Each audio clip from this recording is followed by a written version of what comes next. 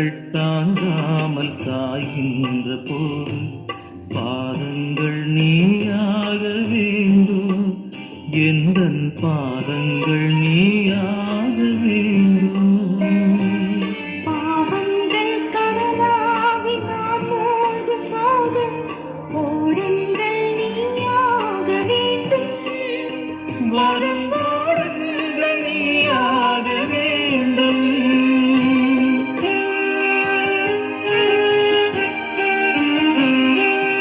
என் வாழ்வில் இயேசுவே என்னாலும் எங்கே எல்லாமும் நீயாக வேண்டும், எங்கள் எல்லாமும் நீயாக